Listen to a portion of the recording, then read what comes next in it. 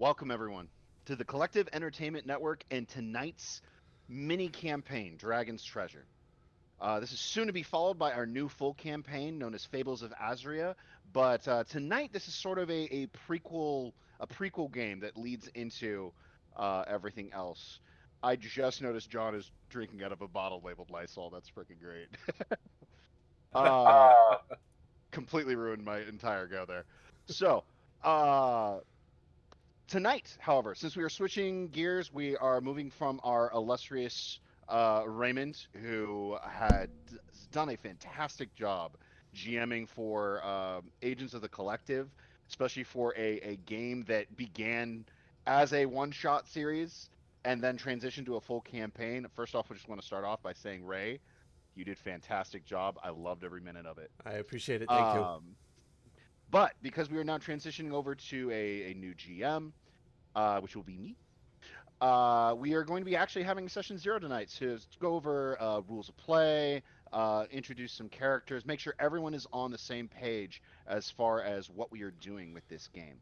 I'd also like to take this opportunity to welcome some very old faces back to the stream. First, John, who, as you guys recalled, was not only in the last couple episodes of our Agents of the Collective campaign, but also DM'd our original Etheris campaign, as well as our Oh, Asmodeus minigame.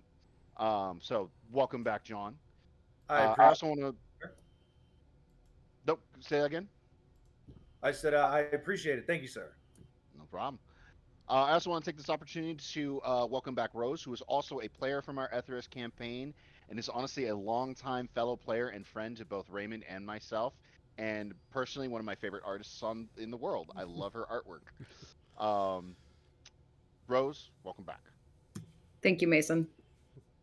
All right, let's go ahead and get right into the kind of the nitty gritty stuff. So we're going to get right into talking about rules and regulations, and so hopefully we can get into actually playing tonight.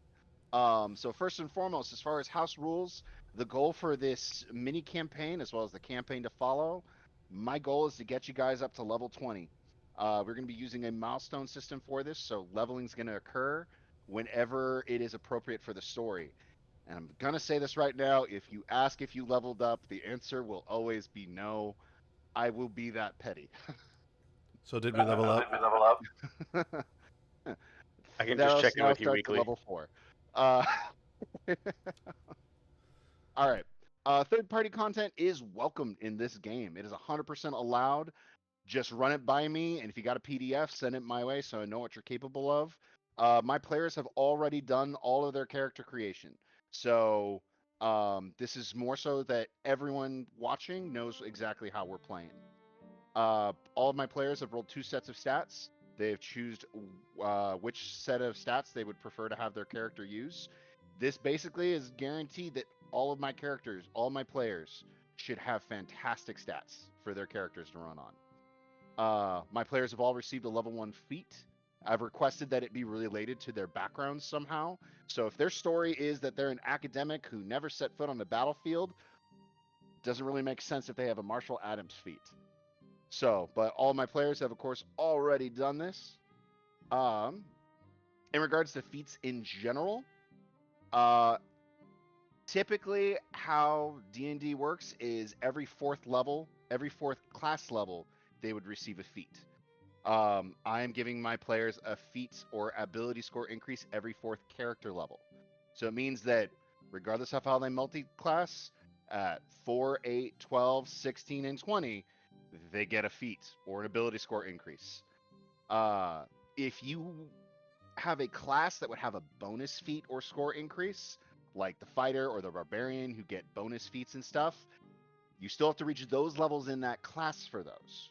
But every every 4 levels, you get a bonus feat. In return, any NPCs who have character levels are also built the same way, using the exact same rules. Double set of stats, free level 1 feat, ability score feat every 4 levels. Any questions so far? None. I'm good. Make them good and tough. One additional thing, while combat is certainly guaranteed, you're gonna have to fight stuff. I also love roleplay. I really do love roleplay. And there are definitely some encounters that can be solved through good RP. Violence is going to be unavoidable, but it's not going to always be the only answer. So if you think you might be able to RP something, go for it. I will at times probably make it abundantly clear if violence is the only answer, I'm going to let you know violence is the only answer. Now, moving into combat. First, I actually want to give my players an option, and this is going to be a majority rules thing. In regards to crits, we can do as we played before, where it is brutal criticals. That is where crits typically would double the amount of dice. I would have you guys actually maximize the first set of dice, and then roll another set of dice to be able to give you that nice hefty bonus to your crits. Or, if you guys prefer, we can just roll the dice set and double whatever the dice value is. Keep in mind, I'm going to be playing the exact same way. So, what is everyone's preference in this regards? I like the brutal critical the way we've been doing it. Okay. Brutal critical. Rose and John. That's Brutal crits. Yep. All right. We will be doing brutal criticals. Now, second, when it comes to your turn, you guys are going to have 40 seconds to decide what you're going to do during your turn, or you will lose your turn. Now, that may not sound like it's a ton of time. Anyone who plays like lane-based tower defense games are going to tell you, no, 40 seconds is a ton of time. It takes forever to get to 40 seconds. But you guys are also going to have a huge chunk of time in addition to everyone else being able to take their turns, etc. My goal in combat is to keep tension going. As such, make sure you know what you're doing what you're going to do whenever it comes to your turn. There's obvious grace in this. If literally the entire battlefield changed and shifted right before your turn, I'm going to give you guys a little bit of leeway in this. I'm going to give you guys some time to be able to figure out, okay, what are you going to do?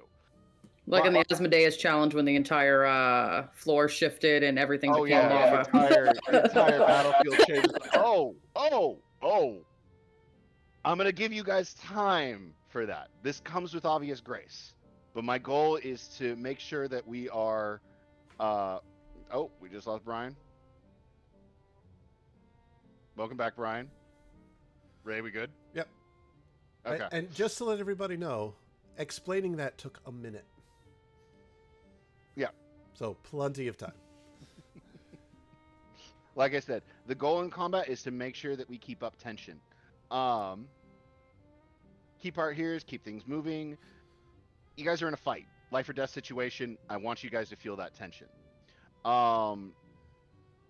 See, in addition to this, I also want to offer this to you guys. Because I am putting a time restriction. And we lost Mason. Oh. Wow, this is going great. Oh no. Oh boy. In addition to this, I'm gonna offer you this, and he leaves. There, he's back. No idea what. I just suddenly got kicked out of the meeting room. I don't know what happened. I thought it was for dramatic effect. I'm not gonna let him miss. I want to make sure there's tension. Boom. Where was I?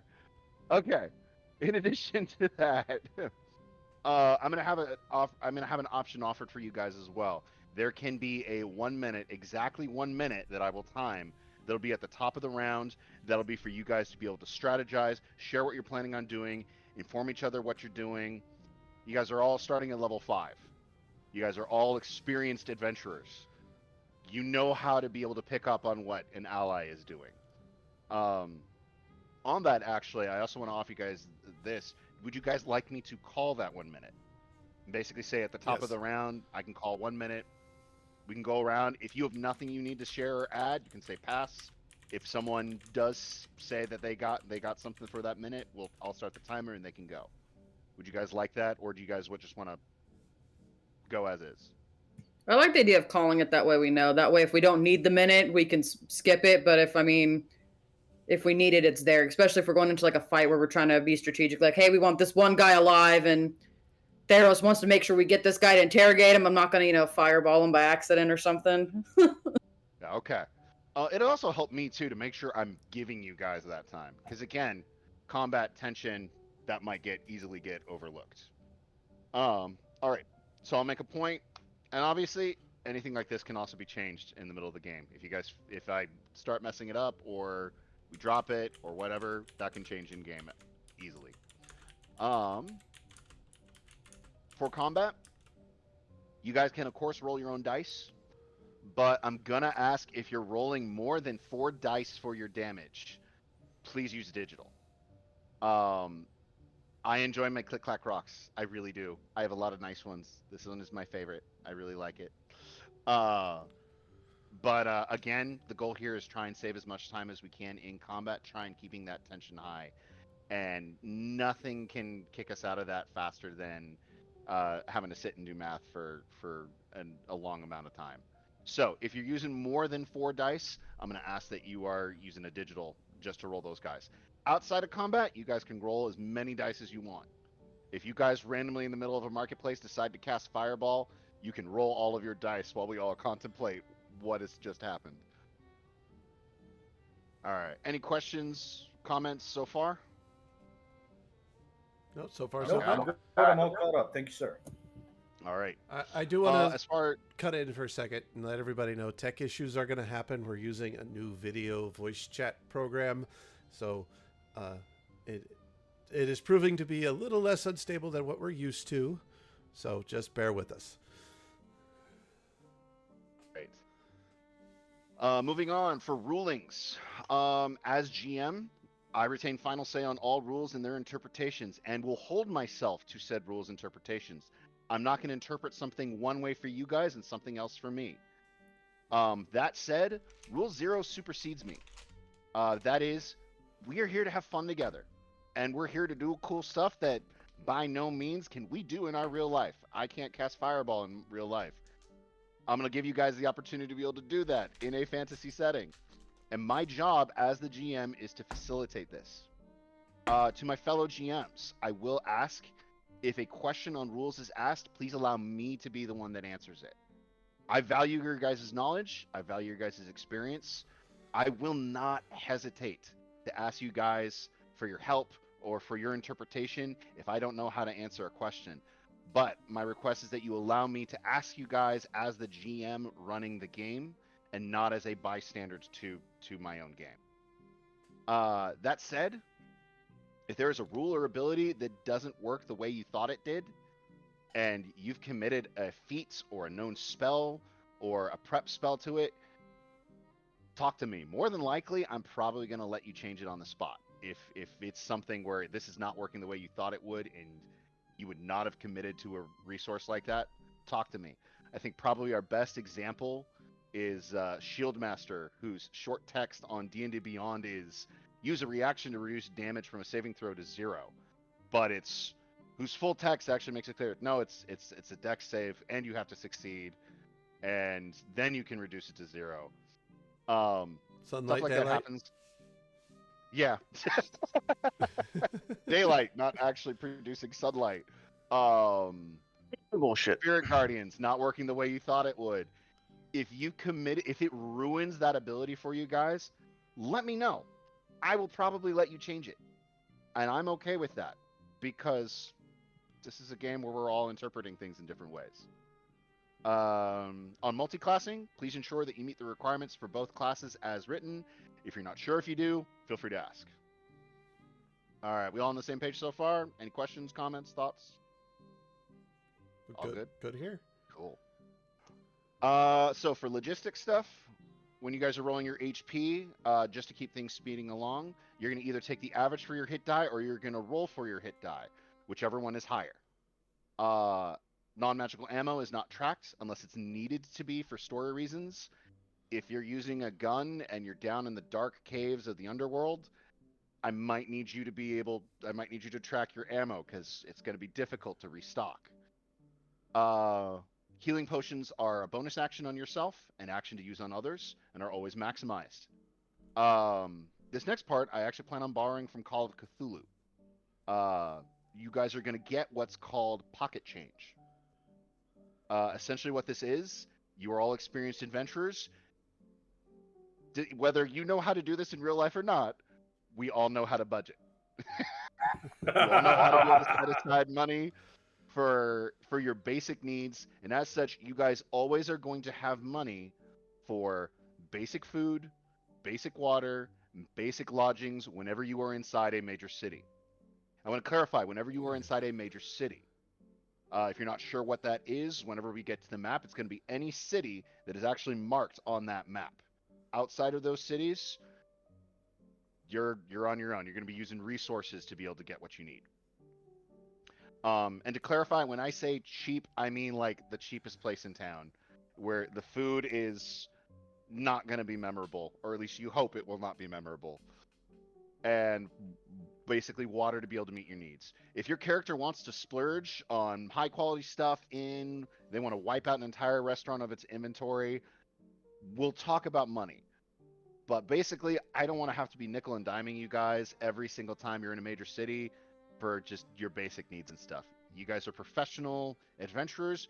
You know how to be able to set a budget and to be able to take care of yourselves. Loaf will make sure you're fed. Yes. Loaf will turn bread and water into a souffle somehow. And of course, as you guys level up, as you become more famous and more experienced adventurers, you're going to go from a cheap motel to being able to stay at a hotel with an indoor pool. Your coverage is going to go up. You're going to have a much greater supply of money that you budget. If for story reasons you're all dead broke, and I want to clarify, for story reasons, pocket change might be suspended for narrative purposes. But for now, it is always there. It is something that you guys always have available to you. While you're on the road, you're going to go through one food ration per day. Make sure you guys have food whenever you guys are travel. And because we do have a world map, I will be able to tell you roughly how long travel days will be between major cities. Also, hunting and foraging is 100% a thing you'll be able to do. Questions, comments, theories? How does a pocket change work with magic item purchasing? Because usually with money, you get to save money that you don't spend on things in order to save for magic items. How does that work? So in terms of with magic items, the official reward money you may get from things or any of that stuff, that is outside of your pocket change. That is the money that you are officially saving for disposal for things outside of your basic needs. Like I said, as adventurers, you guys would know how to be able to make sure that your basic necessities are met. So we should probably still invest in a party fund, right? But not rely completely on the pocket change. Exactly. Pocket change just meets your basic needs. And I mean like your most basic needs. Like you're sleeping in the inn's tavern. All right. Any other thoughts or questions, queries, comments? Well, this is kind of to the other players. The way that we usually handle Rose and I, when we play together, we usually handle the party fund. Is whenever we get some sort of pay, there's 4 players of ours. We would split the pay 5 ways, and that 5th one would end up being a party fund, and that would cover things like I don't know, there's a toll on the bridge or resurrections or something that would benefit the party as a whole. It's just an example because, like, most recently, one of our in-person games, someone died and they didn't have enough money to cover their tab, so we used party funds to cover the resurrection because they didn't have enough on themselves. And then we used the party funds to buy a boat because it was a sailing campaign. That's just an example. We don't have to. It's just an example.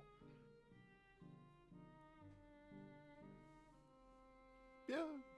I think that sounds great, but that's also your guys' decision. You're the players. All right, so I have a suggestion. Would someone like to be the treasurer of that party fund? Okay. I have written down everything Mason has said since he started talking. I'm good. Awesome. So All in favor? Say Rose. do you want to Rose. do you want to handle money, and Einar can carry the or figure out a way to carry gear, excess gear. That sounds good to me. I'll keep track of it and I'll let you know. I can put it in the Discord or whatever, make a little treasure channel and put it in the Discord as we go at the end of sessions if we want to. That way we can all see it. That'll take me like That'd be 3 perfect. seconds to make. All right. Any other thoughts, comments on that part? Okay. All right. Getting into the last portion in dealing with rules and regulations and stuff like that. We're going to talk about lines and veils. What I mean by that is lines are things that you as a player do not want to have see occur. This might be anywhere between straight up torture. You may not want to have torture be something that occurs in the world or as part of the story. Things that maybe just you as a player just are like, no, I can't deal with that. Those are your hard lines. Veils on the other side are things that you're okay with being in the world, but you don't necessarily want RP'd. Very simple example of that for me that I'm going to be enforcing is sex scenes. Sex occurs, yeah. If you want to RP a sex scene with someone here, I'm going to ask that you do that privately. If you want to RP a sex scene with me, you need to buy me dinner first. That's the rules. Otherwise, it does not occur on stream. I'm not going to go into explicit detail describing it. We'll reach a certain point in the RP where things will fade to black, and you will wake up the next morning. I'm not going to make you guys roll a Constitution save. It's just going to go from there. Fair enough. So if Mason, there is also Domino's is on its way. All right, yeah. But along those lines too, I want to first off give everyone an opportunity to be able to say any lines or veils that they have. If there is a line or veil that you have but you wish to remain anonymous, please message me. Message me privately. I will ensure that those things do not occur. Yes, John. So my hard line is child exploitation. Not messing with that. I would very much appreciate if nowhere in your world were children sexually exploited. All right. That is now a hard line. It is not something that will be occurring anywhere in Asraya. It is punished immediately by the gods of justice and therefore does not occur. All right. Any other veils? Any other hard lines? Yeah. Don't hurt kids. It's what he just Okay. said. No, don't hurt kids. Like on screen, because the monk will change from monk to barbarian. Okay. I hear you, man. Definitely. Okay, so that would be a veil for you then. No kids being hurt on screen. All right. Then yeah, kids will not at all at any point be hurt on screen. And again, if there things come up during the campaign and maybe you didn't think of it before, but hey, this is now very triggering for you, message me during the campaign. It will stop immediately. Anyone else want to get anything in real quick? No, there's a ton of horror stories about that, and I'm really glad that you addressed this on a session 0 on stream and with everybody. So good on you. Okay. And I think if I have anything right now, stuff sounds fine. But if, like you said, if it's happening, I can call a stop. I think that's easy enough. All right. With that, take some time outside of the game to be able to think about that too. If there's anything that comes up, let me know. Moving on from that too, just in terms of player interaction, there is. I do not care, and I will not tolerate trying to force or compulse another player to do something against their will. It is one thing if it's like playful, like I cast suggestion, and it's something playful. But I do not approve and I will not permit any player to have their character forced to do something that is directly against their will by another player. You guys are here to have fun with each other. You are not here to bully each other or to force anyone to do anything. Not that I expect anyone here to do that, but I also believe it is something that is important to just say and have out there, period. That is not something that will be tolerated at all. Are there any issues with that? No, Just that's outside of suggestion, like, what if you did this spell instead of this one because of this reason? If it's something that's playful, if it's something that's done playfully, or if it's just something, yeah, honestly, if it's something that's done playfully, that is one thing. But if it's something that is directly against what someone else wants for their character to do, then that's where I will say automatically your spell fails, or whatever you're trying to do fails, and then that's over. Along those same lines, you also can't skill check a player into doing something against their will. Um, you can certainly do insight checks on each other. You guys can do deception checks from each other, but I'm going to ask that that is a situation where. What's the best way to describe it? John, what would be the best way to describe it? I think you had a rule similar in another game. You can insight to check each other, but you can't force. It's really just you cannot force another player to do anything. Yeah, you don't take away player agency. The way that I summarize it is there's no PvP. You guys are a team. That's my rule. If Ray, you think that my character's being a jerk, and you know what, I think your character's being a jerk, and John and Ray agree that Sir Theros and my character should get into a fight, then that would be okay at my tables. But if I just started picking on you and using prestidigitation to turn your clothes pink and using suggestion to make you do the Macarena when you're trying to negotiate with the king, that's no fun for you. Right, okay, that makes. one exception. I think the Macarena one's fine. I'll keep that in mind for your character. Appropriately. Einar while likes we're on milkshakes. While we're on that too as well, basically how if you are not able to make a session, it's totally fine. However, what is going to happen is your character is going to be mysteriously kidnapped by the theater of the Court of Ballads, and when you come back, your character will be wearing crushed velvet pantaloons and a powdered wig. You have been taken as an understudy for the theater. That's what's happening. We don't need to worry about anyone having to run another character. You will just be randomly kidnapped. Is there any objections to this method of dealing with things? Okay. Nope. With that, let's go ahead and let's do a little bit of more interaction from you guys. Let's do some character presentation. All I want, at least for right now, is to let us know, your main character's name, what their race is, what their class and subclass is, and maybe a little bit on their background, the background you chose for them. For this, actually, John, since you made direct eye contact with me, let's go ahead and start with you. Okay, so my main character is Captain Saren Caspian of the 50th Air Cavalry Sky Knights for the Imperium. He is he appears human for all intents and purposes. Mechanically, I'm using a different race that is based off of the class that I'm playing. Mason and I have talked about it, and I will be playing the third-party class, the Scion, by the creator Kibbles Tasty. Incredibly well play-tested class.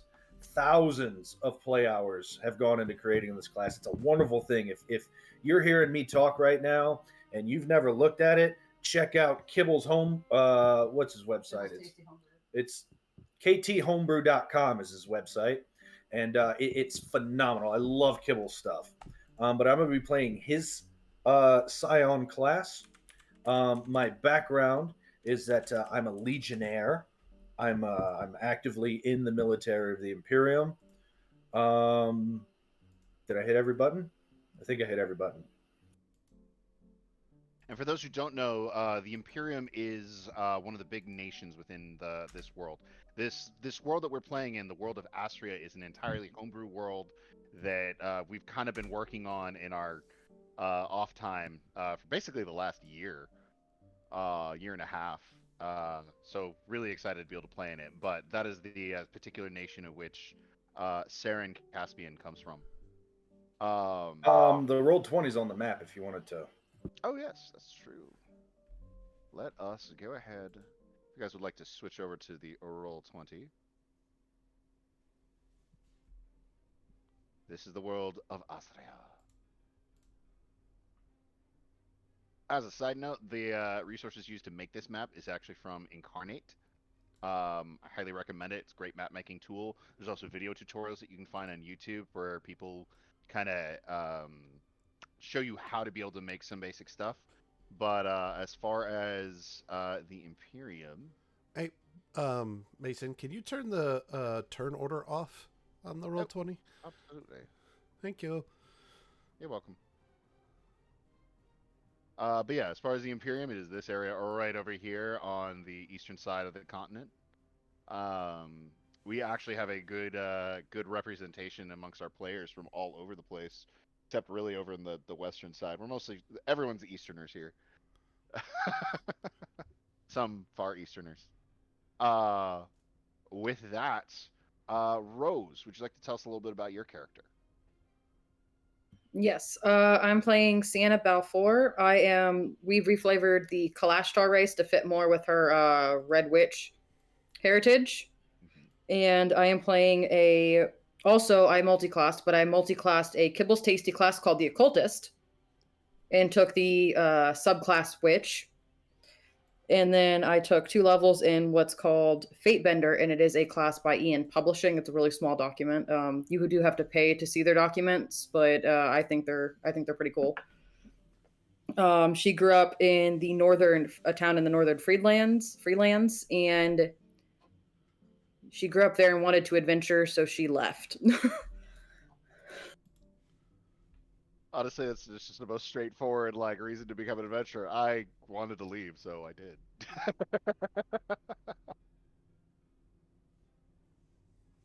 No, that's great. All right. Anything else we should know about Sienna? It's pronounced Sienna, right? It is pronounced Okay. Sienna. I also do have a cat, a winged cat that follows me around named Quinn. I did base him off of my real life Maine Coon, Minalush, but yeah. My real cat doesn't have wings, sadly. Yet. Yet? Yet. I'm a biologist. All right. With that, let's bounce down to Ray. Ray, what have you got? Hold on, let me pull up this Word document. So I am playing Sir Theros Bronzeheart Proto. I can't say Greek names, even though I came up with this one. His last name essentially means protector to paradise. He is a Leonin, noble, barbarian, ancestral guardian. He grew up down here on the coastline in a city called Dramos. I actually think should be labeled. It is. Yeah, it's if you right zoom there. in, it's labeled. Yeah, it's right there. Right there. It's like there's no way I didn't label that city. He is the heir to a vital shipping town, Dromos, and he is adventuring to earn his last name, essentially. You can't be a ruler unless you spent time making hard decisions and holding people's life or their death in your hands. So you got to go out there and do it. He has, however, been made responsible for his second cousin, Apogafesti, who is a tabaxi. And as I butcher the Greek name for pathetic or disappointment. Everybody just calls him Pogo, and there are 3 tasks that Sir Theros has given to him that he must complete, and those will come out in the story. All right. And that brings us, at last, to Brian. Brian, go ahead and tell us about your character. He's just a little guy. Uh, Well, so his name is Bo Einar Stigonder. He goes by Einar. He is from, and I have the uh, Altham Magir. Did I Yep. say that right? Which all the people from the mainland call the the Draconic Isles. It is not on the map on Roll20 because it's kind of its own little pocket dimension that was essentially created for and by the dragons. Right. I am a dragonborn, but I'm not that kind of dragonborn. I am a sea dragon, dragonborn. So it's a little different. I'm a Custom race that we came up with, that we created. yes. Yeah. And unlike the rest of the dragonborns, Einar is pleasantly plump. He is fat, and he has 0 run speed because he just can't. He is a drunken master monk. Very nice. All right. That is everyone. And for those of you who haven't figured it out yet, I am Mason. I am the GM, and I will be playing everybody else in this world. It's easy. I You'll would, be fine. yeah. I would love to tell you literally about everyone else in this world, but the video is not long enough for that. So, with that, are there any questions or queries about session 0? Any things anyone wishes to bring up? Any last minute thoughts people want to share?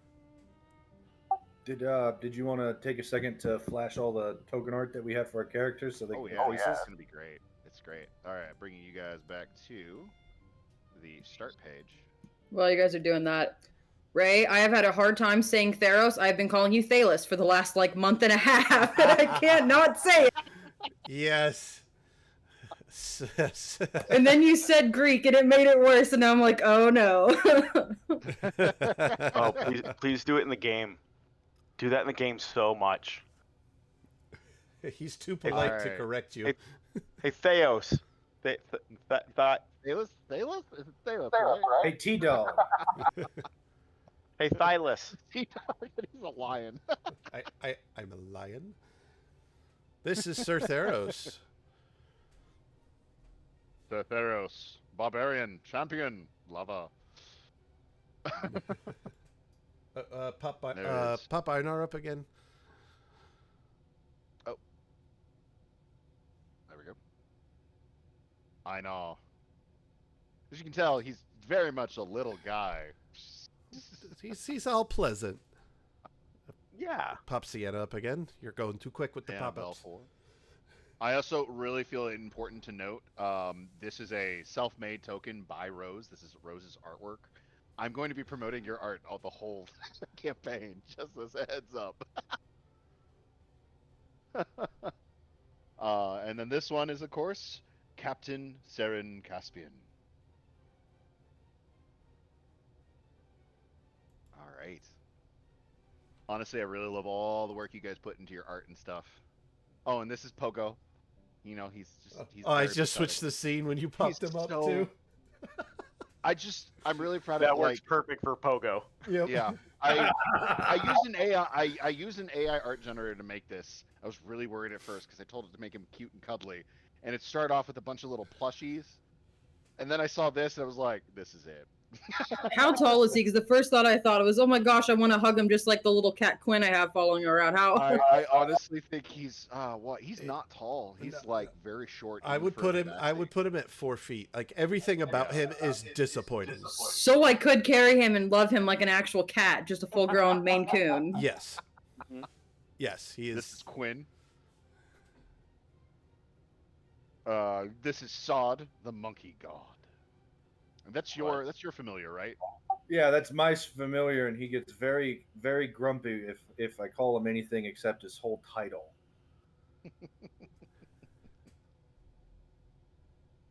We're Right. Pokemon trainers.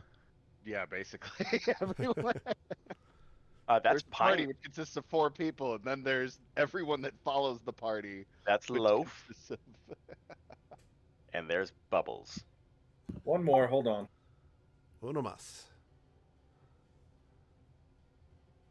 And that is my steed, Noble Argento.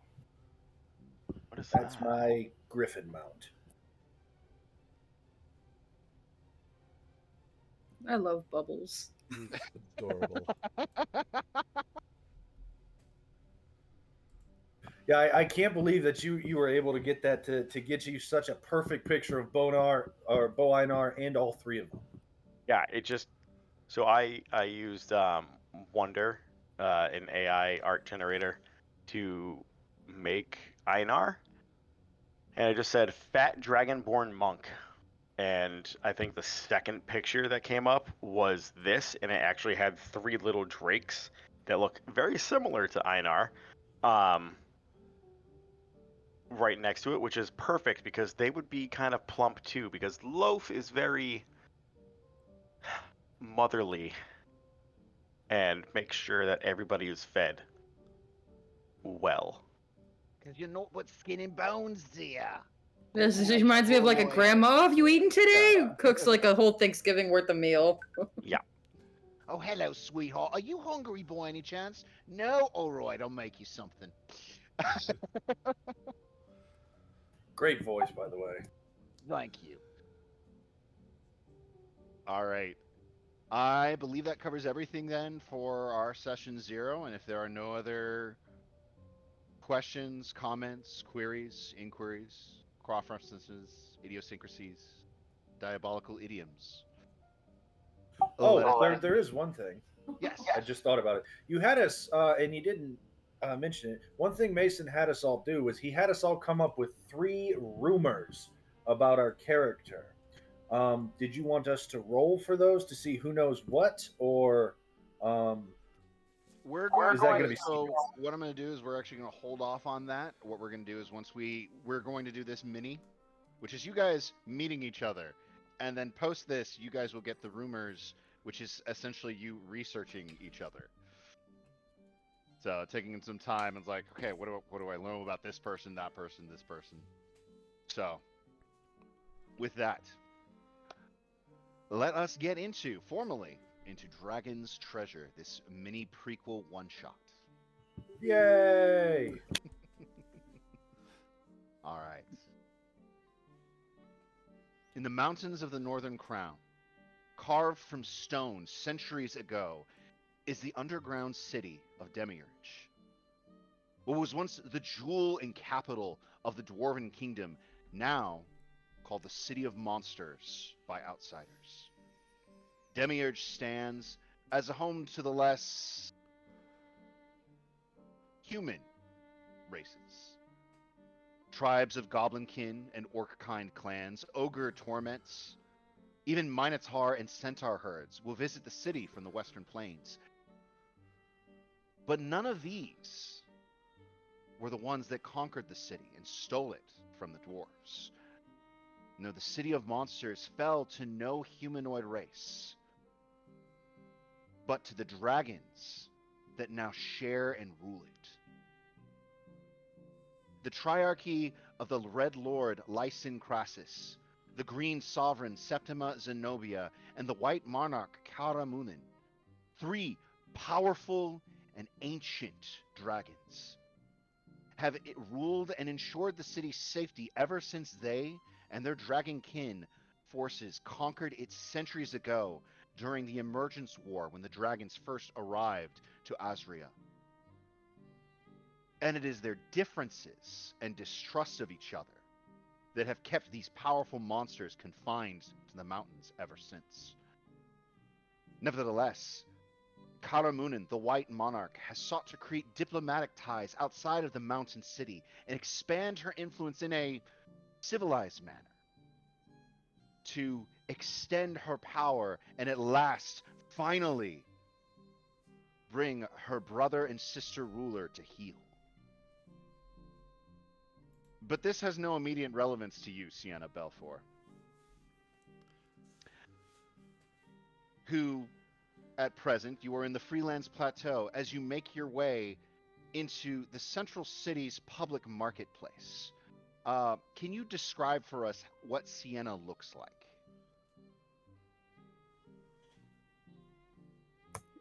She's about 5'7". She has long peach reddish color hair. Half of it's braided up, so it's out of the way. She's got blue eyes. She is wearing a long dress, but it's got slits, so almost like she can move in it easier. She carries 2 twin short swords at her hips. She has a small backpack, but other than that, it's really just her little cat that's following her around. She doesn't appear to carry much besides the swords, though. Okay. Her dress is more like a mauve color, but she has a cloak that looks of elven make. And other than that, it's notably only the gear she carries on her. All right. You're familiar, Quinn.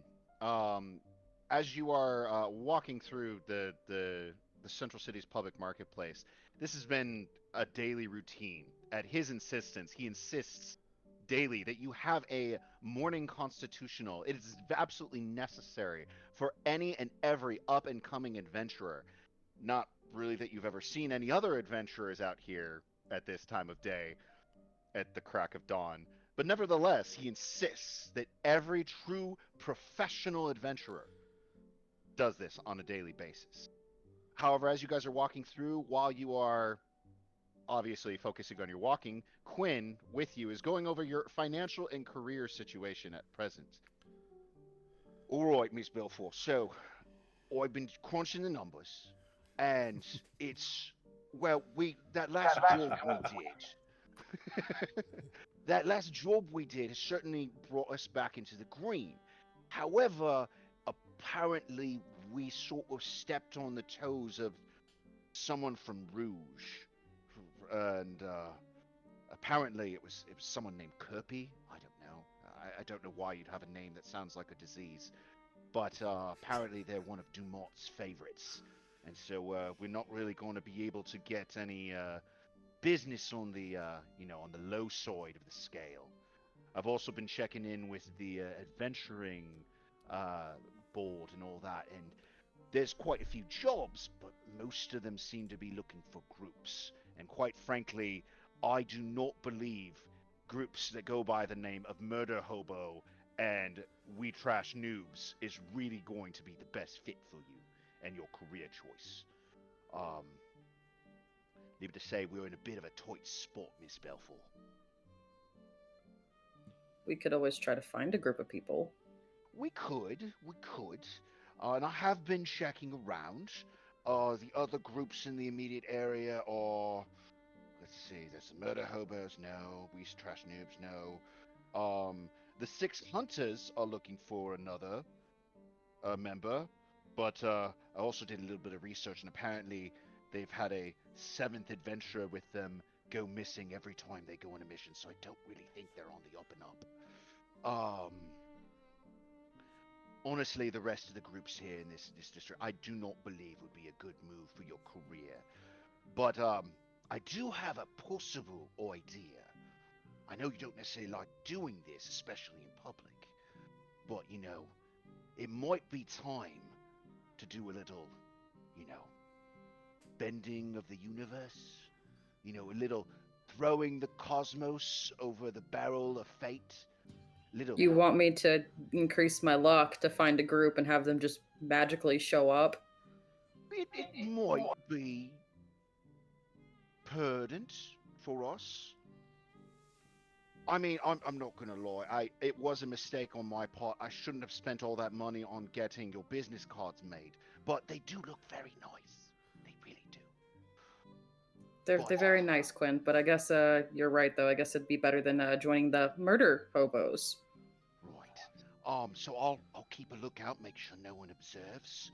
If you want to go and just do your thing, twist the nipples of fate. You got this. Yeah. Oh. All right. As long as no one's looking, I don't want to end up in jail again for my protection.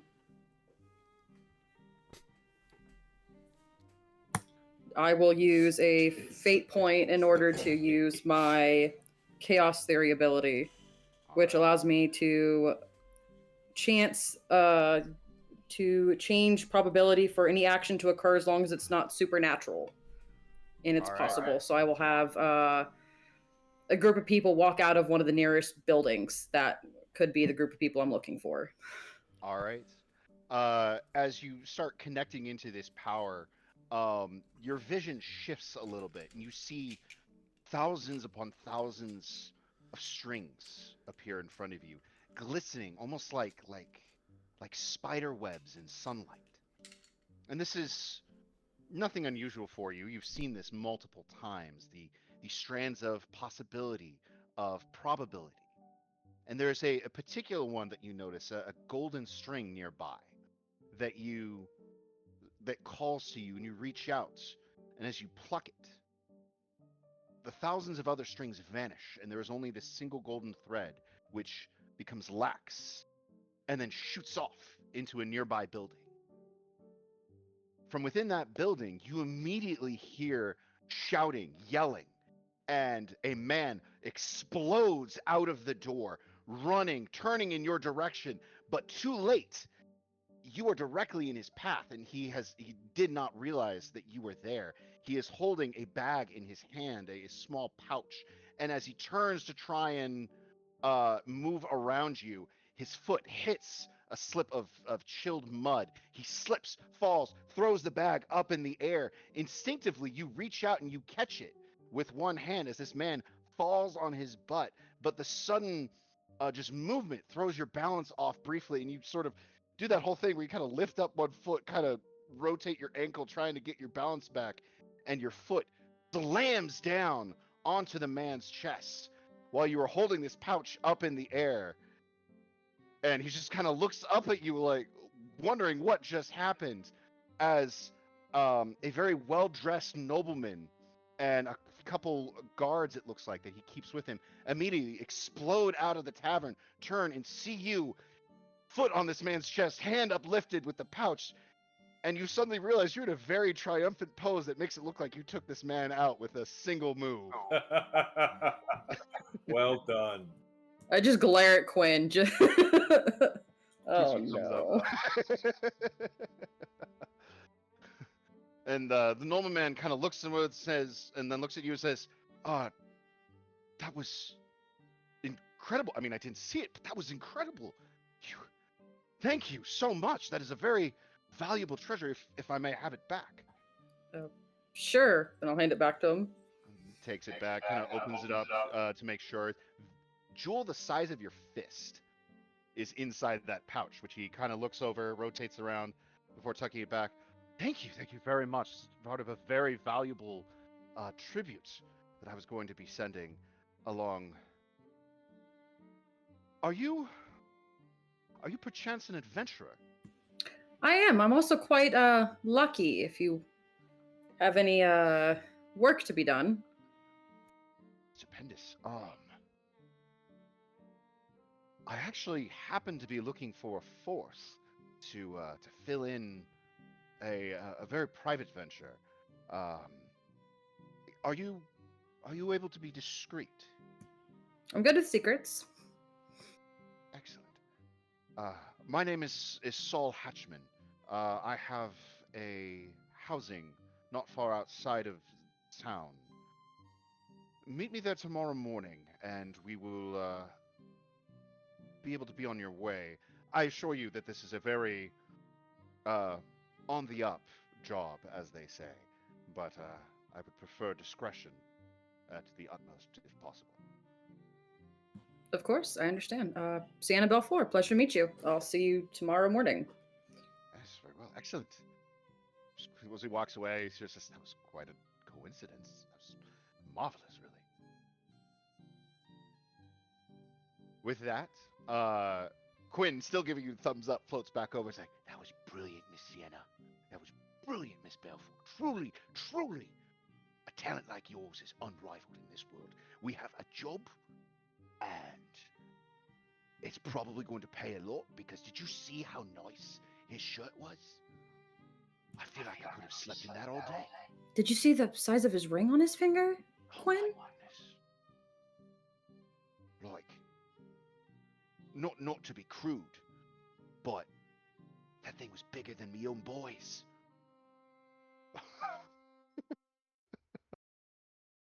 Huge ring.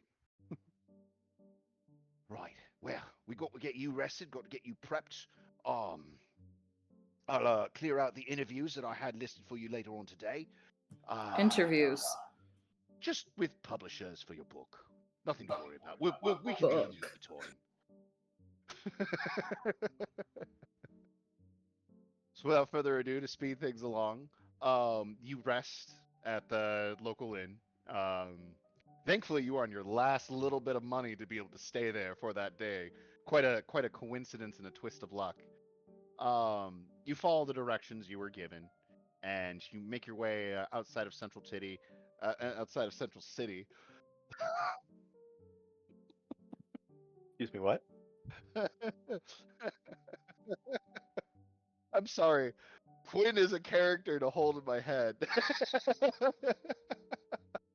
Um, you make your way outside of the central city of the Freelands, and what this man called a town, a small house, is huge. It's has its own hedge maze. It's got gardens. It's beautifully wealthy. Whoever this guy is, he's got money, which very much bodes well for you. As you approach the main building, there are it's a I would say a few people, but it's actually a small conglomerate of creatures standing outside near what appears to be a carriage. Um, while Theros and Boanar were both introduced in a previous miniseries, Theros, would you care to please describe your character? Certainly. Sir Theros, a 7-foot tall, well built Leonin male, glorious golden mane, stands upright and proper. He is wearing nobleman's clothes. But if you were to look at him, you'd see, wow, that's a good looking dude. He's got money, he's wealthy, but you could get the idea he is also dangerous. He carries a beautiful bronze and steel, very well etched, double-headed battle great axe on his back, and he has a smaller, about 4 foot tall, black and white tabaxi who is listening to his every word and is standing there struggling to hold a greatsword. Not out, just up. And you can hear the groans of discomfort. So you see these two standing on one side of the carriage. On the other side, you see a technically it's a group of creatures. Boanar, would you care to describe yourself? So Einar is round. He's got kind of like I hate to say it, like an aquatic kind of like bluish kind of green hint to his scales. And as it comes down to his tail, you'll notice that like most dragonborns have kind of like this to a point kind of tail. This kind of looks like it is fanned out and kind of webbed in the back, kind of like a paddle. And in between Einar's toes are also kind of webbed, so it helps with his swimming, which he mostly floats. He is rather tall, but I can't seem to have found. I can't seem to find I my. think he was. Yeah, both you and Sir Theros are actually pretty close in height. I think you're slightly Yeah, shorter. Yeah, I But think you I guys was are just both slightly very shorter tall. than Theros. Huge men overall. Huge. Surrounding him, you also see that there are these 3 drakes surrounding him. One kind of yellow, almost like the color of bread, really. And even as you approach, especially in the sunlight, the rising heat, there is this smell of fresh baked bread as you get closer to them. Simultaneously, there is another who is kind of a bluish pink, very small, and there's this, almost like that overly clean smell, like that scent you get when it's almost like too sanitized. um, a very kind of slick looking pinkish blue drake. And thirdly, honestly, I don't think Pint. I think Pint would be like sitting either in your bag or on your shoulder, Einar. Not really Yeah. sitting. I think slumped Yeah. over. This sort of brown drake who looks hung over would That's be the that's just best way to sleeping. describe it. That's Yeah, that's that's just just how he sleeps. yeah. He looks hungover when he's sleeping. This conglomerate of atypical humanoids stand near this carriage. But there is, out of the corner of your eye, you sense, uh, standing in the shadow of a nearby tree, John, would you care to describe Joxer? Joxer, the once and future king, stands gazing upon the lands that will one day fall under his thronage, for he knows that his destiny is great. The only child of an elemental lord and a forgotten goddess, he will claim his birthright. But he knows he must do this alone, though he's not alone right now. He will do it alone, because no one will stand by his side, except for those standing by his side right now. But no one will stand by his side. Such is the fate. Heavy is the head that wears the crown. Once, and in the future, maybe. You're not entirely sure why he seems to be monologuing to himself, but He has long black hair and pale white pasty skin. He's dressed in jet black, and you see that he carries with him. It is a long sword, and at the hilt of the at the bottom of the hilt of the pommel there is a small skull um, attached to the bottom that he uses when he slays enemy kind, those who dare stand before him. to the rest of you, um, you all see this final member. You were told that you were waiting on a fourth that would be arriving the next day. Um, you all haven't really been given too many details on this job particularly, though you know for certain that should be paying quite well. But at last, your fourth member arrives. This peach-haired humanoid woman. I'm gonna go up to the Leonin because he seems like he's in charge of the 4 of us, the decision maker. So I'm gonna go up to him.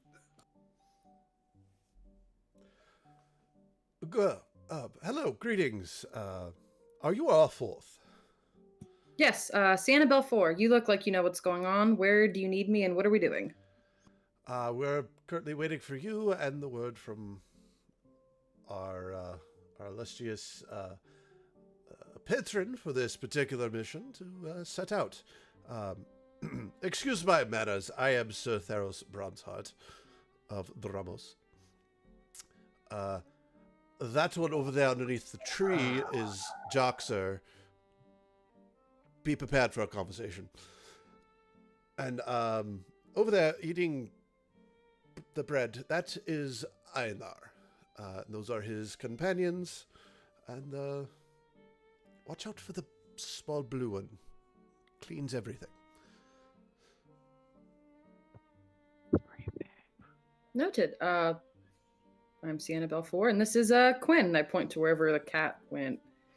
He like pops up right away, has like a notebook in hand, card. Greetings, my name is Quinn Tressum, or I am I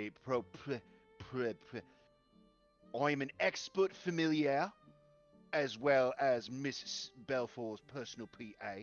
Or if you have any questions about her, please direct them through me, if you would. Also, here is her card. Please try not to sell that, or try to forge copies of it. It will be worth quite a penny very soon. Quite so, Master Quinn, was it? Quinn, yes. Chris, very Quinn well. Tressum. And, again, pardon my manners, the cold is not what I'm used to. This, fine, soon-to-be strapping young fellow is a festipogo, but you could call him Pogo. Hi. His eyes are just fixed on Sienna. Hi, I'm damn it, I'm messing this up. I'm Pogo. Hi, I'm Pogo. Um, It's nice to meet you, Pogo, and Sir Theros. okay, I said hi to a woman. What's the next step? What do I do next? I Continue. know we went over this, but Not this one. she literally walked up to us. You know what? Shoot your shot. But okay. Learn the taste of failure. It will stay with you forever. I have to go to the bathroom. Runs away. Runs away. It would be the description, but as he's running, his sword shifts and there's this scraping sound. His sword is taller than him. And you just hear this scraping sound. A nearby patch of dry grass bursts into flames from the sparks. Goes out quick, but I'm gonna pull out mine as he his scrapes and go. Luckily, I'm much better. I'll stand point while we travel. No. Pogo doesn't fight. He hasn't earned the right. In fact, I think he'd be more harm than good. I'll stand in front. I know my destiny. I'm untouchable. Yes, please. Do so. Can't wait for the day.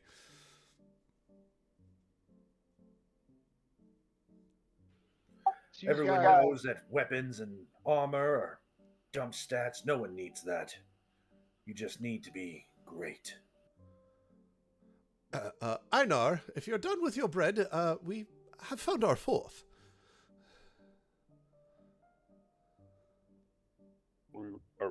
Are we ready to go? I believe so. We're just waiting on the patron to, Master Hatchman, to give us the details. And coincidentally, at that very moment, emerging from the manor, you see Lord Saul Hatchman. Well, up and coming Lord Saul Hatchman. Holy moly, Uh, Brian. What, my drink? Oh yeah. No shit, that thing weighs 15 pounds when it's full. I'm sorry, Yeah, Mason. I saw his style and I'm like, holy crap, he is boy. Completely derailed. All right. So you see Saul Hatchman emerging from the nearby manor. There are two guards with him, as well as a what looks like a butler and a maid walking up with him. Directly at his side, you also see a young boy, also well dressed, probably 11, 12 years old, approaching you all as well. As Saul approaches you, at last, apologies, it took us a little bit of time to finish getting everything ready, but my son is at last ready to depart. I should probably give you the details on what is going on precisely. I have hired all of you for the express purpose of guarding my son, Samuel. He is to Well, before I go further, I wish to emphasize discretion is absolutely necessary for this job. If that is not something which you believe you are up for, I will have to ask that you depart. Are you able to be discreet? Absolutely. Of course. What? How... I know that you and Sir Theros came with great recommendation from a very smelly halfling who somehow has the title of Grand Inquisitor. So I will trust in his recommendation in this regard. Very well. If you are all able to remain discreet. My son, Samuel, is to be married. An arranged marriage with the great-granddaughter of the dragoness Karamunin.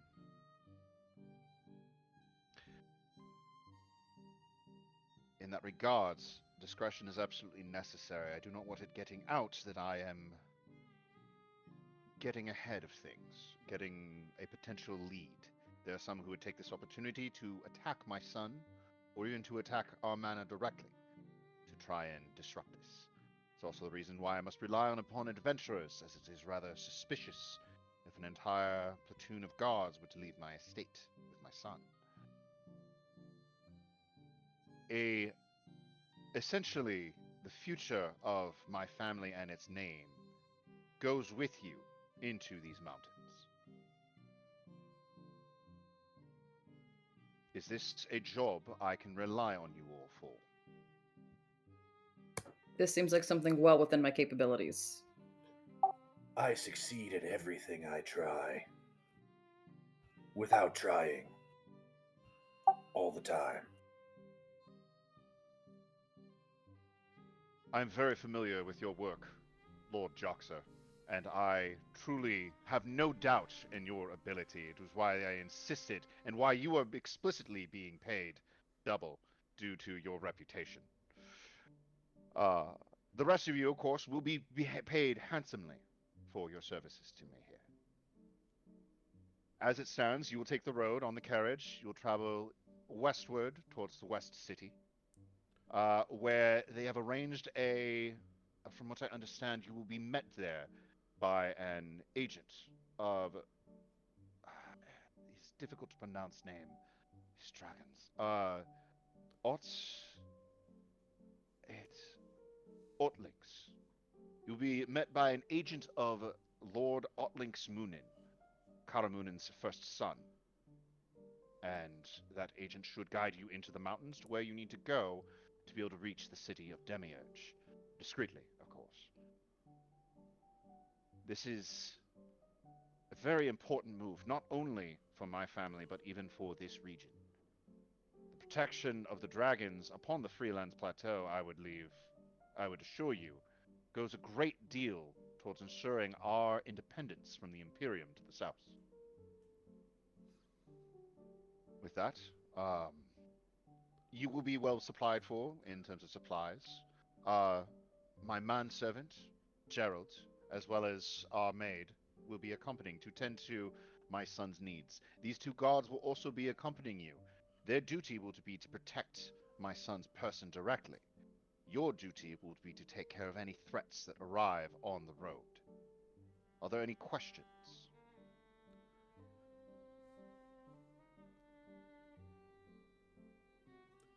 No, Lord. I believe we are all set. And I wish to assure you, as a heir myself, I understand the value of bloodlines and of matchmaking. I will do my best to assist your son in fulfilling his duties. Very well. Now, Samuel, remember, if it looks like they're going to die, run for it. I leave my son in your hands. And without any further ado, Stay in addition behind to me, that, little you man. guys also all receive 2 greater healing potions. for your disposal.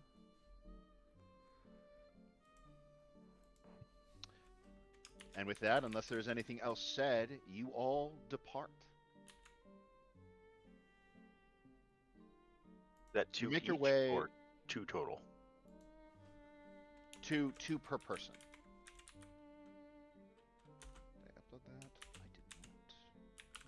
I did not. That is silly of me. So, I was Sir thinking Theros, you said you're an heir as well.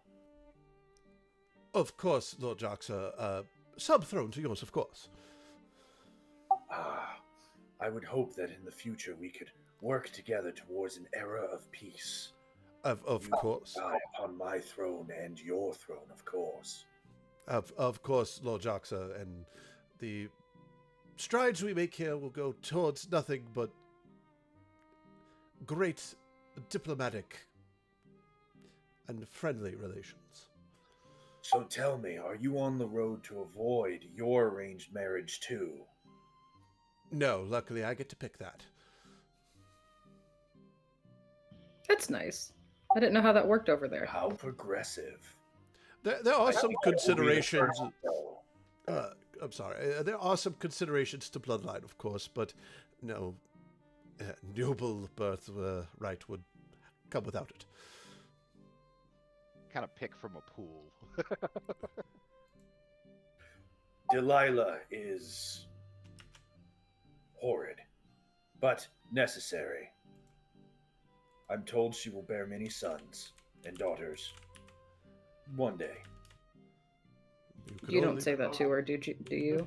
I really hope not.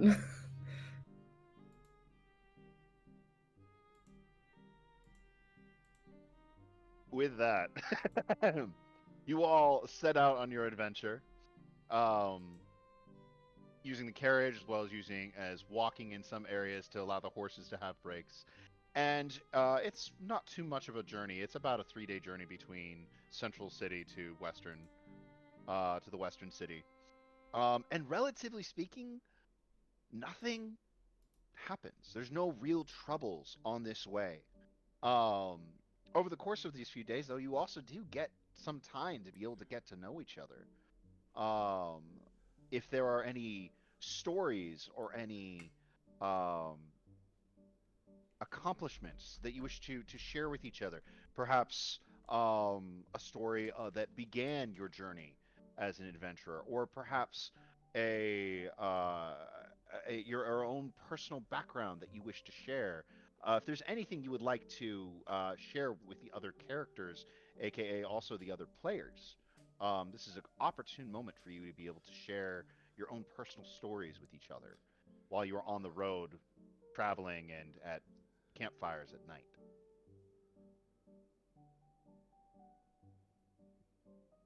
At one of the evenings around the campfire, Sir Theros will come up to Sienna, and in his hand he holds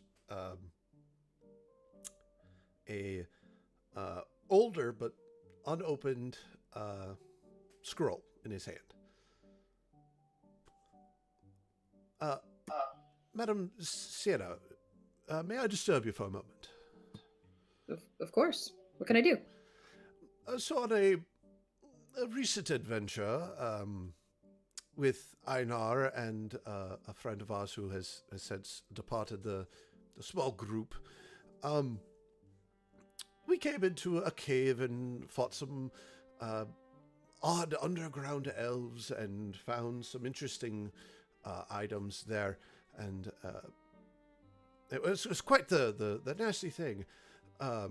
This weird spider thing drained powers. It was quite terrifying. Pogo, from the description, had nightmares for months. Just from the description. However, I was able to find this scroll. I myself am not a magic wielder, and well-trained I would assume that you are. That assumption would be correct. So it's my gift to you, a peace offering, and welcoming you to chaos. Thank you. She'll take it and she'll see if she can discern what type of scroll it is. It is a first level spell. That's all I know. I will need to recheck my notes because I do not recall this. Neither do I I. have one too. I see Okay. this. I wasn't listening. Like I was eating and drinking. I see this. I'm like, oh. I turn around. I start. By the way, I don't have a backpack. I literally have an empty big keg on my back. So I start taking the keg. Oh, here it is. Oh, crumbs.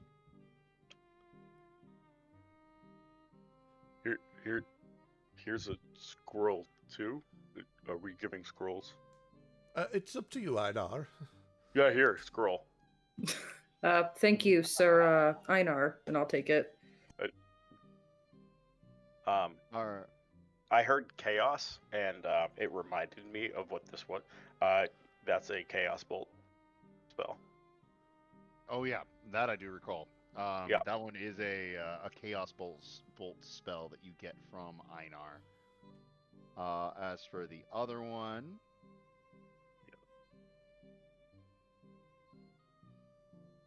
give me a tick. All right, turns around and goes back to eating.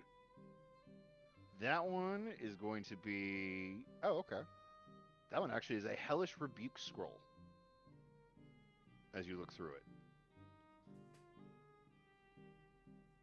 That's thank you. That's actually quite very useful scrolls you guys have.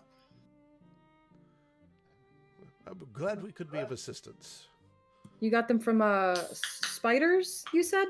Underground cave with spiders and The glowy things. yes, the creatures, dark ashen skin, lines built in almost like indented scars, but in patterns around their body, elvish features, and actually were very sensitive to flame. They were flammable. Does Sienna know Elvish? It's a great question. Nope, I picked Sylvan as one of them. Okay. I'd say that's close enough. Go ahead and make a history check for me.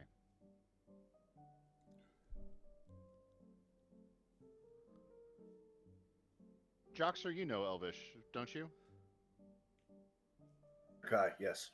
All right. For Joxer would know this because it's part of a study of Elven language. What'd you roll? I got a 13. 13. From their description, and Joxer, you would also be aware of this as well.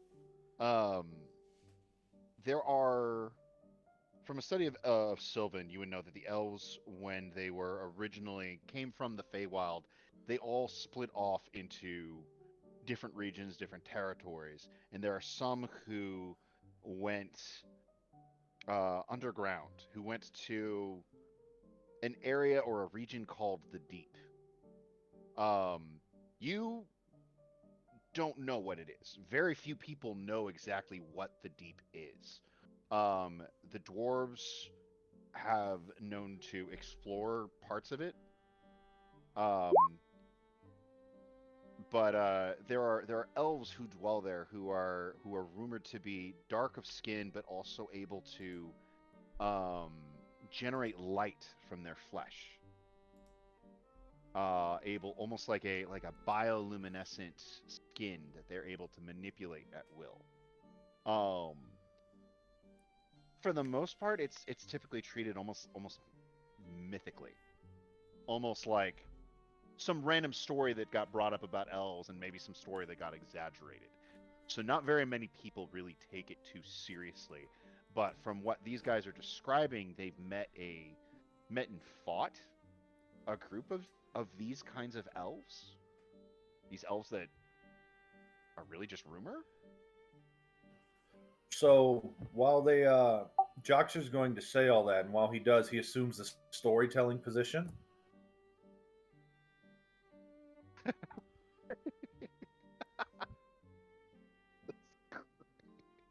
holds this pose the whole time. The whole time he talks. John is on push to talk, so unfortunately I can't do that all that well, but Jocks are. And they were regarded as a myth. But you fought them. What other myths lie among your destiny, our destiny, together?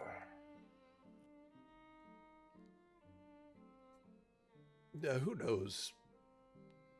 Lord Joxa. Destiny awaits, I guess. And so does Smith.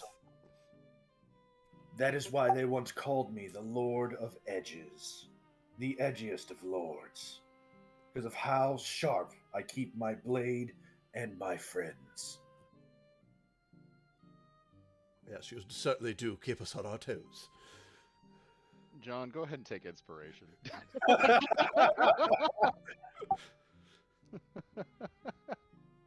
Which for this inspiration can be either a D6 or a reroll. I will leave that up to you guys to decide. Just say what you're doing. Okay, I appreciate that. I have a feeling I'm going to need it. I picked Con and Dex as my dump stats. Yeah, you did. Yep. Rose, is Sienna sitting down by the fire, or is she standing near it? Probably sitting by you, because you seem like the leadership type. So probably sit by you, just watching him, just kind of like looking at all you guys and looking at him, you guys looking at him, just like, okay, he kind of he doesn't really fit the vibe like you and Einar. You know, you're kind of more the leader one, and Einar's kind of like, yeah, and kind of looks to you whenever he makes a decision. You know, you guys got that trust thing, and then there's Joxer, just kind of, you know, there on the edge of the group. Yeah, he's the edge of the group, but he somehow is the center of attention the entire time. You guys He's are the guy that can find the corner in a round room. Even right now, while you guys are camping in a very like tree-covered area, it's hard to see the night sky. He somehow has found the single beam of moonlight traversing through.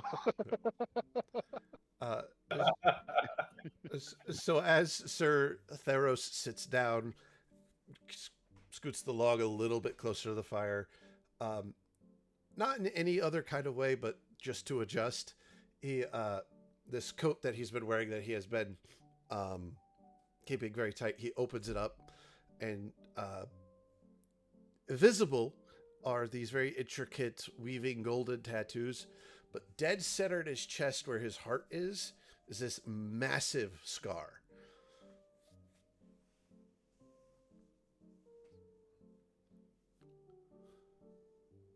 Have you seen a? Are you okay? And I'll point to the, you know, the big giant scar. Like, do you? Is what happened? Oh, sorry. And he readjusts, more modest. If you don't mind, I regale you with the story of how I got my title Bronze Heart. Oh, please! I didn't know there was a story behind it. That's exciting. Oh yes, most good scars have them. What was it? I was in my teenage years. My city of Drobos came under attack from a band of pirates wishing to raid the city. It wasn't just a few of them, it was a fleet attempting to sack the city and press further into paradise. I led the counter-assault and was able to fight through many waves of the enemy combatants. When I landed upon the enemy ship, their flagship, and their captain,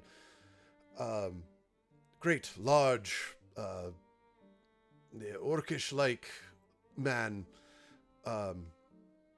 carried a long spear, and him and I battled fiercely, treating serious blows forth, and I was able to gain the high ground and leaped from my position, bringing my axe down and smiting my enemy. Unfortunately, he landed a shot, hitting me directly in the heart. But if it wasn't for a miracle, some say, luck, as others might put it, but missed everything. Well, my men saw me fall. A spear ran through me, and appearing to have been a killing blow. But alas, I stood up and removed the spear from my chest, and from then forwards, I've had an invincible heart, as they say, a bronze heart. That's quite a tale. Glad you're okay. As so am I. That was very close, way too close. Luck sure has the thing of having things work out sometimes. It seems like I'll fit in quite well here, given your tale. Well, I would hope so. Forgive I've me. got a tail too. He does. I don't. I'm so glad. You just hear the crunching of chips as he's just like leaned in listening.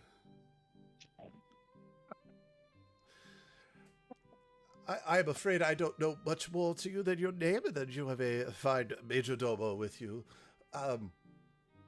Would you care to share anything about yourself?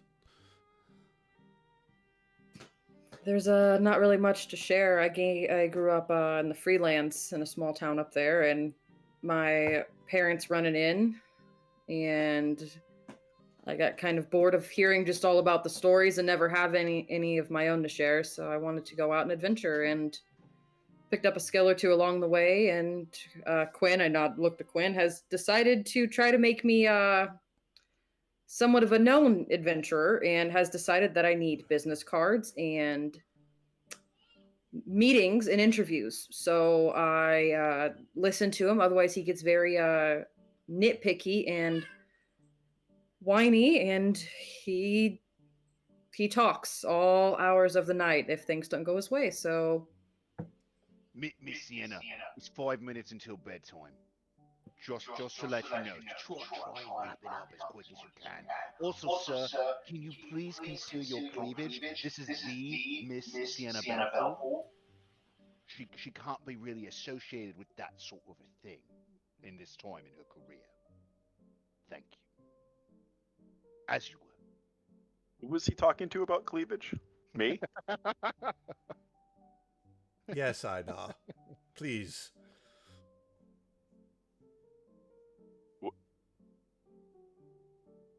What? Oh, you know I can't stop but joking with you. No,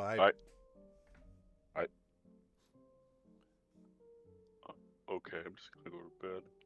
I know. Oh, gosh. Well, it seems I have run out of luck for this evening. Pogo and I will take the first watch. I'll take second. Very well. See you in a few hours. You guys go through the night, and this becomes a bit of a pattern for the first couple nights. You guys tell stories about each other, sharing information, sharing just what you would casually do with people. After all, it's not like this group is going to last beyond this job, right? I mean, this isn't. It's just this job. At least that's what Quinn keeps saying. Regardless, you guys make your way over to West City, and do eventually find on the western side a agent of sorts. Hold on, let me move him to the token layer. You do find and meet a beautiful bird. A bird of purples, of reds, of blues, with these majestic hair tails, but a humanoid face that meets you. And he greets you saying, "Good day, everyone. I am the familiar of Master Utlink's Munin, first son of Kara Munin, and I will be your guide from here on forward. If there are any questions, please keep them to yourselves. I really don't care. So, with that, where is Sammy? Where is Sammy? Sammy! He flies over to the boy who you've been walking with you, who immediately hugs the bird, just without any care or reason. You just hear him say, "Oh, hey, bud, how's Uncle Ott? Is Uncle Ott coming? Is he gonna meet us? Is he gonna meet us here, or do we have to go hiking? I don't like hiking." It's all right, Sammy. You just have to follow along, let these people do most of the work, and worst case, you got two big men here who can just carry you. It'll be great. Einar leans into Theros. You said he's a familiar, right? Which one? The bird. Possibly, I don't know. What do you think he tastes like? Chicken. I think he tastes like not getting paid. Yeah, but can I eat him afterwards? You know I can hear you, correct? Nice hug. That's what I thought you said. Regardless, we're going to be taking the trail over there on the western side. We're going to be now. Please make sure you bring a lot of water. Make sure you're very well cardio rested, and remember, keep your knees up. It's a very steep climb. What? As you guys leave the carriage behind, and he begins taking you out into the woods onto deeper hiking trails, steep climbs just about every day as you guys start making your way up into the northern crowns proper. And it does start to get colder. It does start to get chillier. Um, this Lemurian, as those of you who are so inclined would discover with a simple Arcana check, uh,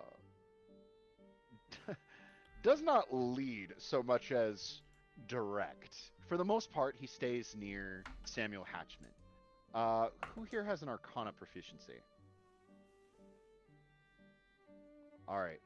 Both Joxer and Sienna, over the course of the next few days, especially as the Lemurian has sort of drawn more attention to Samuel, um, you guys all start to realize he's showing signs of being a sorcerer.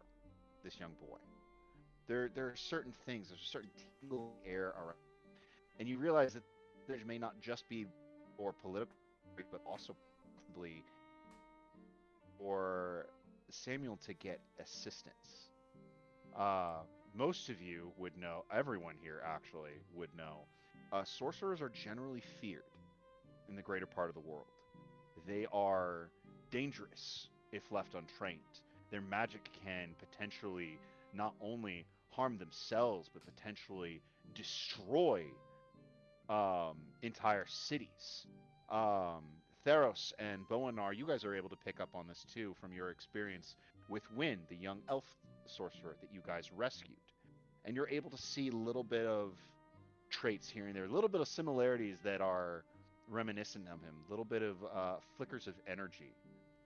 And you too also recall that even in terms of the Imperium, sorcerers that get to a certain age and become, that are not, as they describe, tamed, are themselves executed for safety.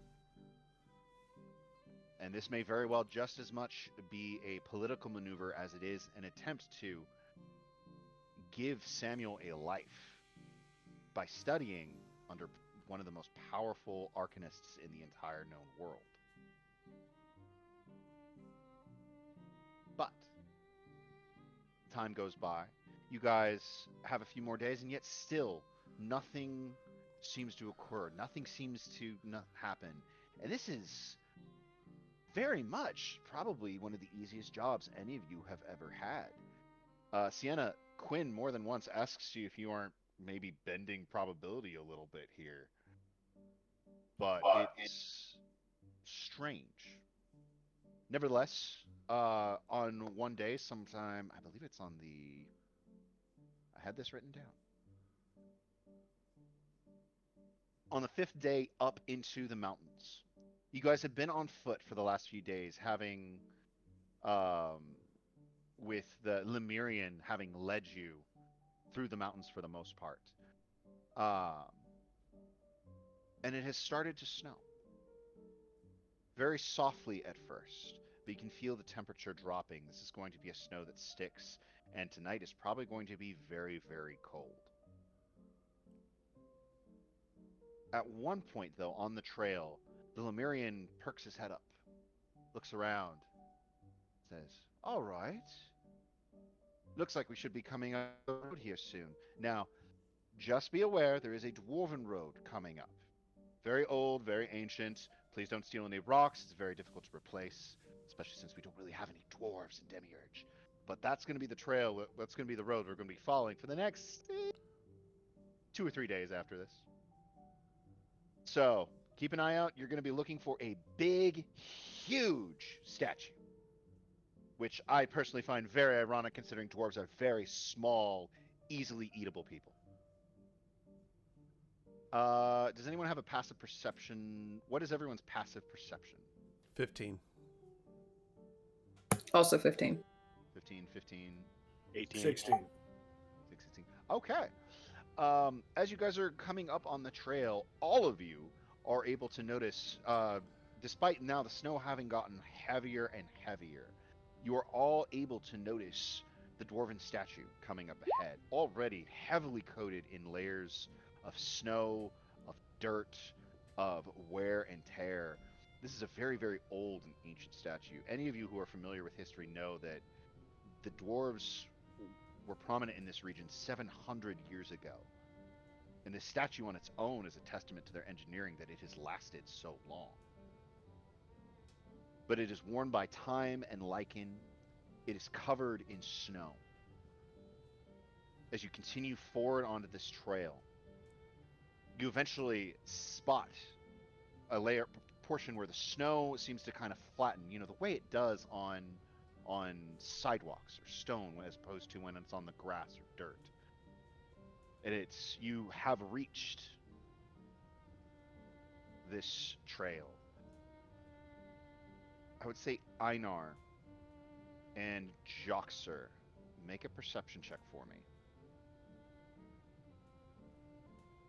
I was going to ask before, as we were walking up, I was going to tell Theros that I'm going to be around but not seen, just because I feel like this is a trap, since it's been quiet this entire trip. I was going to pop my Cloak of Elvenkind hood, and then I was going to stealth alongside, but not right next to the caravan, just off a couple feet. It's definitely doable. Go ahead and make a stealth check for me at advantage.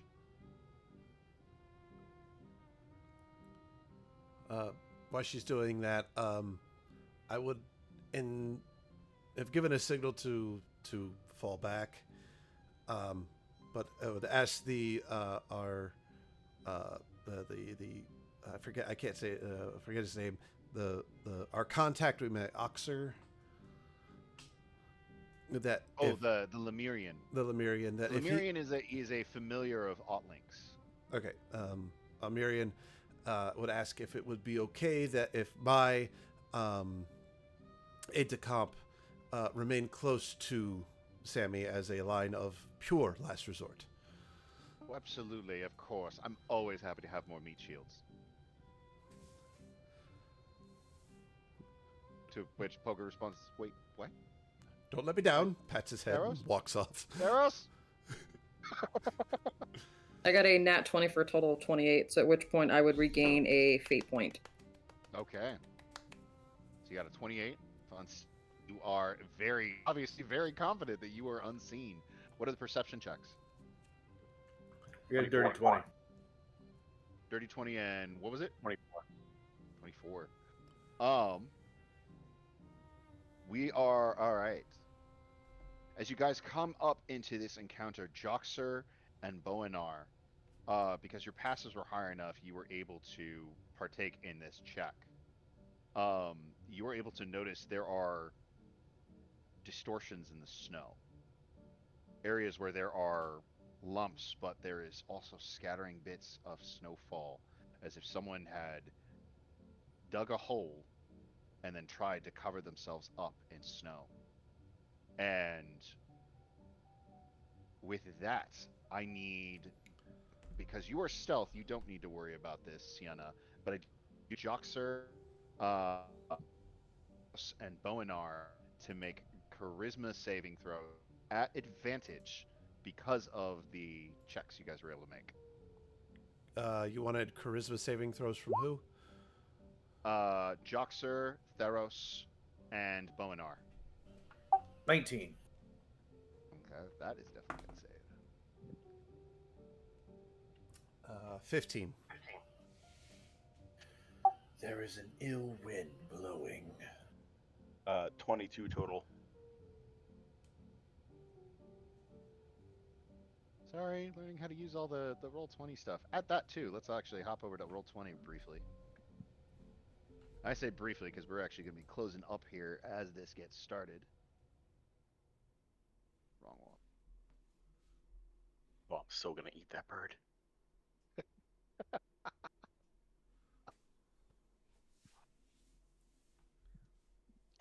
All right. What's my spell save DC?